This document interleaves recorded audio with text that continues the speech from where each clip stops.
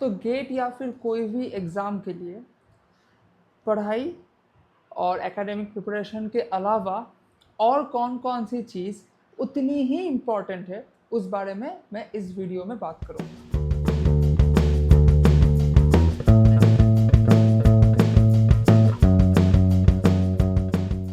Number 1, fake motivation और fake inspiration. मैंने ये देखा है कि बहुत लोग बोलते हैं कि अगर तुम दिल से चाहो पढ़ना तो फिर तुम्हें कोई नहीं रोक सकता। अब इस बात में कोई भी बुराई नहीं है कि अगर तुम दिल से पढ़ना चाहते हो, मैकेनिकल इंजीनियरिंग सीखना चाहते हो, तो फिर यार सच में तुम्हें पढ़ने से कोई नहीं रोक सकता। लेकिन जो लोग गेट देते हैं, not only mechanical engineering, for any branch, जो लोग गेट देते हैं उनमें से 99% का एक ही ऑब्जेक्टिव होता है, to get a good job in a PSU। और अगर तुम IIT में MTech भी करना चाहते हो तो फिर भी उनमें से भी 99% का जो ऑब्जेक्टिव होता है, to get a good job in maybe any good private company in a R&D after doing MTech from IIT। तो मेन ऑब्जेक्टिव तो मतलब पढ़ना नहीं है, जॉब लेना है। अब दैट इज़ ओके, उसमें कुछ बुराई नहीं है। लेकिन अगर तुम्हारे मन में ऐसा है कि जॉब लेना है तो फिर यार तुम्हें तो पढ़ना अच्छा नहीं लगता, तो ये फेक मोटिवेशन काम नहीं आने वाले। बिलीव मी कि मैंने देखा है कि बहुत लोग पूछते हैं, मतलब अगर कोई किसी मेंटर से पूछे कि सर मेरा मन नहीं लग रहा तो मैं क्या करूं, तो वो सर मतलब in the maximum times they actually say that यार तुम बस एक्सक्यूजेस दे रहे हो। अरे यार वो एक्सक्यूजेस नहीं दे रहा, उसका मेन जो गोल है वो जॉब लेना है, और उसके माइंड में ये भी है कि मेरा 90% चांस या फिर 70% चांस ऐसा है कि मुझे गेट नहीं मिलेगा। राइट, सोचो कि तुमने सब कुछ, मतलब तुम्हारा गेट का प्रिपरेशन बहुत अच्छा है और तुमने टेस्ट सीरीज भी अच्छी तरह से लगा लिया है, और तुम देख रहे हो कि तुम्हारे टेस्ट सीरीज में 70 या फिर 80 मार्क्स आ रहे हैं। Now you are confident. अब सोचो कि गेट के एग्ज़ाम के दिन अगर तुम्हारा तबीयत ख़राब हो गया या फिर ऐसा कुछ हुआ, तुम्हारे सिस्टम में कुछ खराबी आ गई जिस वजह से तुम्हारा एग्ज़ाम बुरा चला गया, ऐसा तो हो ही सकता है। मैं तुम्हें डरा नहीं रहा, लेकिन दिस इज़ रियलिटी, राइट? ऐसा कुछ हो ही सकता है। तो जब तक तुम अपने मन में सोचोगे कि हाँ शायद मुझ में ही कोई गलती है, मुझे पढ़ने का मन नहीं कर रहा, मोटिवेशन नहीं आ रहा, so that is very normal, ये मेरे साथ भी होता था। So now there are 2 types of people. जिनको सब्जेक्ट अच्छा लगता है उनके लिए प्रिपरेशन बहुत आसान हो गया। अब जिनको सब्जेक्ट अच्छा नहीं लगता वो क्या करें? अब उनके लिए जो नेक्स्ट पॉइंट है that is setting the correct expectation, जो हम लोग नहीं करते हैं। ठीक है, तो देखो पहली बात तो है कि हम लोग एक्सपेक्ट करते हैं कि हम लोगों का गेट हो जाना चाहिए। अब इस एक्सपेक्टेशन में आ गया प्रोबेबिलिटी कि कितना चांस है कि तुम्हारा गेट हो जाएगा। तो या तो तुम जानते हो कि you are a college topper, BTech topper, तुम्हें सब कुछ अच्छे से समझ में आती है, तो फिर तुम जानते हो कि तुम्हारा चांस जो है वो 60 to 70% में भी है। मैं बस एक मोटा मोटा आइडिया दे रहा हूँ। या फिर अगर तुम जानते हो कि तुम्हारे पास उतना अच्छा एकेडमिक बैकग्राउंड नहीं है, तुम्हारे पास उतना अच्छा हैबिट नहीं है, तुम्हारा उतना हैबिट नहीं है कि तुम बैठ के पढ़ सको अच्छे से, तो फिर तुम जानते हो तुम्हारा गेट क्रैक करने का चांसेस कम है। तो ये जो एक्सपेक्टेशंस है ना, इनको ठीक से रखो। ठीक है, या तो तुम मतलब सुबह से रात तक किताब खोल के या फिर अपना कुछ भी टैब कंप्यूटर खोल के बैठ के, मतलब सामने तुम्हारा सब्जेक्ट है और तुम सोच रहे हो कि यार अगर गेट नहीं हुआ, अगर ये क्वेश्चन टफ आ गया, अगर ये क्वेश्चन वो आ गया, ये सब थॉट्स क्यों आते हैं? क्योंकि तुम्हारे मन में एक्सपेक्टेशन है कि you have to crack the GATE and you must crack the GATE by taking this coachings और बाई एनीथिंग, बाई हुक और क्रूक। बट अब मैं कुछ कहूँगा जो बातें आर रियल फॉर एटलीस्ट, मतलब जो लोग अभी गेट दोगे, ये ओके, मैं आज से 15 साल की बात तो नहीं कर सकता, ठीक है, लेकिन अभी जो लोग गेट दे रहे हैं उनके लिए ये बातें बहुत रिलेवेंट है। अब ऐसे अपना एक्सपेक्टेशन ठीक करो, मैंने भी ऐसे ही ठीक किया था। दैट इज, सोचो कि अगर तुम्हारा गेट अच्छा नहीं भी गया, फिर भी आफ्टर गेट बहुत सारे PSUs, बहुत सारे मतलब रिसर्च ऑर्गेनाइजेशन गवर्नमेंट के लाइक बार किस्टो DRDO, they conduct their own examination. So अगर तुम्हारा गेट अच्छा नहीं भी गया तो फिर भी तुम्हारा ये पूरा प्रिपरेशन आफ्टर गेट तुम्हें बहुत फ़ायदेमंद होगा, क्योंकि वो एग्ज़ाम गेट से हार्ड नहीं होते, कुछ कुछ एग्ज़ाम गेट से आसान भी होते हैं. ठीक है, तो तुम्हारा जो गेट का प्रिपरेशन है अगर वो सिर्फ गेट तक ही लिमिटेड नहीं है, वो उसके बाद भी काम आएगा. अगर तुम IIT में M.Tech करोगे तो फिर सोचो कि तुम्हारा गेट उतना अच्छा नहीं हुआ, लेकिन गेट में जिस रैंक से M.Tech मिलता है उससे बहुत ज़्यादा रैंक से, दैट मीन्स उससे बहुत कम स्कोर में तुम्हें IIT में MS मिल जाएगा अगर तुम हायर स्टडीज़ करना चाहते हो तो. और MS में बहुत अच्छा कॉन्सेप्ट तो लगता ही है, तो फिर योर नॉलेज जो तुम पढ़ रहे हो तो वो मतलब that will not go in vain. Okay, then set your expectations like this. और एक एक्सपेक्टेशन क्या है, देखो अगर तुम ऐसा ही सोचते रहोगे हर वक्त कि वहाँ पर कोई ना कोई बैठा है जो 2 साल से रिपीट कर रहा है और मैं बस अभी मेरा ये पहला साल है या फिर दूसरा साल है, तो फिर वो तो मुझसे अच्छा होगा ही. तो यार पहले तो एक बात को अपने मन में सेट कर लो कि थियोरेटिकली सभी लोग सारे क्वेश्चंस सॉल्व तो कर सकते हैं ना. मतलब थियोरेटिकली ऐसा केस हो ही सकता है कि जितने एस्पिरेंट है सारे एस्पिरेंट ने सारे क्वेश्चंस सॉल्व कर लिए, सभी को 100 में से 100 मिला. ऐसा तो हो सकता है थियोरेटिकली, मतलब प्रैक्टिकली नहीं हो सकता. तो फिर अगर थियोरेटिकली ऐसा हो सकता है तो फिर तुम ऐसा मत सोचो कि मुझे किसी से ज़्यादा लाना है या फिर मेरा रैंक अच्छा होने के लिए मुझे मतलब किसी को मेरे से कम लाना है. ऐसा नहीं है. तुम्हारा टारगेट होगा कि मुझे सारे क्वेश्चन सॉल्व करने हैं. हाँ, अगर तुम कोई स्ट्रेटेजी ठीक करोगे कि हाँ मुझे सारे क्वेश्चन सॉल्व नहीं करना है, अगर कोई एक क्वेश्चन नहीं आ रहा तो उसे छोड़ दो. मतलब अपना ईगो लेके मत बैठो कि एग्जाम में अगर एक क्वेश्चन नहीं आ रहा तो पूरा ईगो उस पर ही दे दिया और बाकी क्वेश्चन चले गए, ऐसा नहीं. लेकिन your mind set should be I will prepare my self in such a manner that I would be able to solve 100 questions, मतलब 65 क्वेश्चंस एंड 100 मार्क्स. ओके, तो इसी के साथ तुम्हारा कंपटीशन नहीं है, तुम्हें सारे क्वेश्चंस सॉल्व करना है. ठीक है, तो ये एक्सपेक्टेशंस अपने माइंड में ठीक रखो. ठीक है, अगर तुम ये 2 एक्सपेक्टेशंस ठीक रख लोगे तो फिर तुम्हारा गेट का जो प्रिपरेशन जर्नी है उनमें जो नेगेटिव थॉट्स आते हैं, बुरे थॉट्स आते हैं, उनसे तुम बच पाओगे. अब अगर एक्सपेक्टेशन की बात मैंने कर ही ली तो फिर और एक जगह है जहाँ पर हम लोग रॉन्ग एक्सपेक्टेशन सेट करते हैं और जिसकी वजह से हम उसको अच्छे से यूज़ नहीं करते, and that is test series.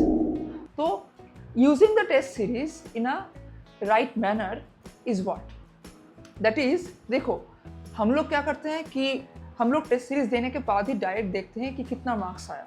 अगर 100 में से 60-70 मार्क्स या फिर 50 मार्क्स भी आ गए then we are happy. But अगर 100 में से 30 मार्क्स आ गए then we are demotivated, and that is very normal. मेरे भी बुरे मार्क्स आते थे और मुझे भी बुरा लगता था. लेकिन अगर ये जो डीमोटिवेशन है, ये जो नेगेटिव थॉट्स है, अगर तुम इनको लेकर बैठ गए कि यार मेरा अच्छा नहीं आ गया, मेरा ये इस मॉक टेस्ट में अच्छा नहीं आया तो फिर शायद गेट में भी अच्छा नहीं होगा, अब छोड़ दो, क्या ही करना. ऐसा नहीं करना है. ठीक है, इसीलिए अपने माइंड में क्लियर रखो कि test series is not for how many marks are you getting. Okay, it is for सोचो. अब सोचो कि तुमने बहुत सारे फॉर्मूले अच्छे से पढ़ लिए हैं. ओके, अब तुम सोच रहे हो कि यार मुझे तो ये फॉर्मूला भी आता है, ये फॉर्मूला भी आता है. लेकिन क्या होता है कि महाभारत में कर्ण को अपने अल्टीमेट जो टाइम था अर्जुन के साथ युद्ध के वक्त, तो उसको अपना जो नॉलेज था धनुर्विद्या वो उसे भूल चुका था. राइट, तो ऐसे ही ऐसे बहुत सारे कॉन्सेप्ट्स होते हैं जो तुम्हें अभी पढ़ते वक्त लगेंगे कि यार मुझे तो ये आता है, लेकिन एग्ज़ाम एनवायरनमेंट में, एग्ज़ाम टेम्परामेंट में वो तुम भूल सकते हो. और वो ऐसे कौन कौन से कॉन्सेप्ट्स हैं वो तुम्हें टेस्ट सीरीज़ बता देगा कि देखो कि टेस्ट सीरीज़ में ये जो क्वेश्चन था इसका कॉन्सेप्ट मुझे याद नहीं आ रहा था, इसका फॉर्मूला मुझे याद नहीं आ रहा था। तो उसको एक कॉपी में लिखो, उस कॉपी को हर रात सोने जाने से पहले एक बार बस देखो। ये बात मैंने बहुत बार कही है, जिन्होंने ये फॉलो किया है उनको बहुत बेनिफिट हुआ है, उनको वो फॉर्मूले अपने आप मेमोराइज होने लग गए हैं। अब उनको ऐसा नहीं करना पड़ रहा कि फिर से ऐसे एक कॉपी लेकर बैठो या फिर कोई नोट लेकर बैठो और फॉर्मूले को रटो। ठीक है, तो टेस्ट सीरीज को यूज़ करो ऐसे कि तुम्हें उससे जानना है कि तुम्हारा कौन कौन सा ऐसा कॉन्सेप्ट है जो अच्छे से पढ़ने के बाद भी तुम्हें याद नहीं रहता है। ठीक है, अब इससे तुम्हारा और एक फ़ायदा है कि रिवीजन के वक्त सोचो कि अगर तुम एक सब्जेक्ट का पूरा A to Z रिवीजन करने बैठ गए, शायद उस सब्जेक्ट का तुम्हारा बस 50% ही ऐसा है जो तुम हर एग्ज़ाम में भूल रहे हो। तो अगर तुम्हें वो 50% पता है तो फिर instead of revising the whole subject you can only put your time effectively in revising those 50%। ओके, तो मैं यही करता था कि मेरा एक कॉपी था, मैं जो टेस्ट सीरीज देता था उसमें जो गलतियाँ होती थी मैं उस कॉपी में लिखता था और उस कॉपी को मैं हर वक्त रिवाइज करता था। वही मेरा मतलब रिवीजन था। ओके, तो टेस्ट सीरीज तो हो गया। अच्छा, अब टेस्ट सीरीज जब हो गया मैंने क्या कहा कि मैंने क्या कहा कि फॉर्मूला अगर तुम्हें याद ना रहे, अब फोकसिंग ऑन दिस पॉइंट, बहुत लोग क्या करते हैं कि यार गेट है तो शायद फार्मूला बेस्ड ही प्रॉब्लम्स आएंगे। तो फिर यार गेट 2023 में जब मैंने गेट दिया था तब एक क्वेश्चन आया था कि PV to the power gamma, ये जो मतलब PV to the power gamma equal to constant, ये जो फार्मूला है ये किस केस में एप्लीकेबल है। अब इसका मतलब कॉन्सेप्ट जिसको है उसको ये मतलब आंसर करने में 10 सेकेंड भी नहीं लगेगा, और जिसके पास कॉन्सेप्ट नहीं है वो इसे आंसर नहीं कर पाएगा। हाँ, अगर तुक्का लग गया तब तो अलग बात है, लेकिन वो इसे आंसर नहीं कर पाएगा क्योंकि ये कोई मैथ्स नहीं है कि कोई फॉर्मूला तुम लगा दोगे। तो यार हर एक चीज़ की तरह गेट का भी पैटर्न चेंज हो रहा है, बहुत सारे कॉन्सेप्चुअल क्वेश्चंस आ रहे हैं। और जो लोग एमटेक करने जाओगे तो बेटा सोच लो, क्योंकि एमटेक में ना ऐसा नहीं होगा कि मैं ये बात मैं अपने हर जूनियर को बोलता हूँ कि एक तरफ गेट है और एक तरफ एमटेक है। मतलब जो लोग गेट देकर आते हैं वो लोग सोचते हैं कि यार गेट के लिए तो कुछ अलग ही पढ़ा था और एमटेक के लिए कुछ अलग ही पढ़ाया जा रहा है। वो लोग एमटेक में बहुत डीप में जाते हैं। तो यार सिर्फ फॉर्मूला मत रटो, try to grab the concepts. मैं ये बार बार कहता, अगर तुम्हारे पास टाइम है, ऑब्वियसली अगर तुम्हारे पास टाइम है तो सिर्फ फॉर्मूला मत रटो, try to grab the concepts. ये था मेरा 4th पॉइंट। ओके, अब मैंने क्या कहा कि अगर तुम्हारे पास टाइम है तो कैसे पता चलेगा कि मतलब किस टाइम में क्या करना है। तो इसके लिए मैंने एक सेपरेट वीडियो बनाया है कि तुम अपने जिस फेज में हो, इफ़ यू आर अ गाय और girl who has 4 to 5 months और अगर तो तुम्हारे पास 1 साल से ज़्यादा है तो तुम्हारा क्या अप्रोच होना चाहिए, उसके लिए मैंने एक सेपरेट सा वीडियो बनाया है। You must check that video. Okay, I will put that in the end screen, तो वीडियो के आखिर में वो तुम्हें मिल जाएगा। ठीक है, अब आते हैं लास्ट पॉइंट में, और ये जो पॉइंट है ये तुम लोगों को पता है, अच्छे से मालूम है, लेकिन फिर भी तुम लोग यूज़ नहीं करते हो। ठीक है, लेकिन इस पॉइंट में मैं ये तुम लोगों को एक हेल्प करूँगा कि कौन से ऐसी साइकोलॉजिकल ट्रिक तुम अपने साथ कर सकते हो, साइकोलॉजिकली तुम अपने साथ खेल सकते हो ताकि तुम्हें ये करने में आसानी हो। So the 5th point is consistency. Okay, तो देखो अपने कॉलेज के दौरान मैंने ये बात भी अपने बहुत वीडियोस में बताया है कि मेरे बहुत दोस्त ऐसा करते थे कि यार अभी सेमेस्टर एग्ज़ाम आ गया तो मैं गेट के लिए नहीं पढ़ पाया, और आफ्टर मतलब सेमेस्टर एग्ज़ाम तो यार एटलीस्ट 10 या 15 दिन तक तो चलेगा ही। ठीक है, एटलीस्ट मेरे कॉलेज में होता था, उससे भी ज़्यादा चल रहा था।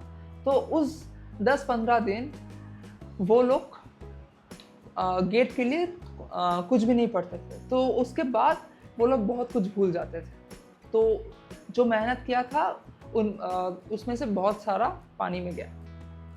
लेकिन मेरा जो अप्रोच था कि मैं पूरे साल अगर दिन में आधा घंटा भी हो तो भी अच्छे से पढ़ो गेट के लिए। अगर दिन में बस आधा घंटा ही पढ़ना हो, वो कॉपी मैंने जो बताया था कि टेस्ट सीरीज में जो गलतियां होती थी उस गलतियों को एक कॉपी में लिखकर, वो कॉपी मैंने हर एक दिन सोने से पहले रिवाइज किया है। मेरा ऐसा भी दिन क्या है कि मैं पूरा दिन कुछ नहीं पढ़ा हूँ, लेकिन सोने से पहले मैंने उस कॉपी को रिवाइज किया है। ये मैंने हर दिन किया है और ये बहुत फ़ायदेमंद है। ठीक है, तो इसमें मुझे बस एक ही बात कहना है कि हफ्ते में एक दिन 12 घंटे पढ़ने से अच्छा है तुम हफ्ते में मतलब 12 दिन 1 घंटे मतलब 1 घंटा करके पढ़ो। हफ्ते में तो 12 दिन नहीं, मतलब 12 दिन 1 घंटा करके पढ़ो। That is better than studying for 12 hours in 1 day.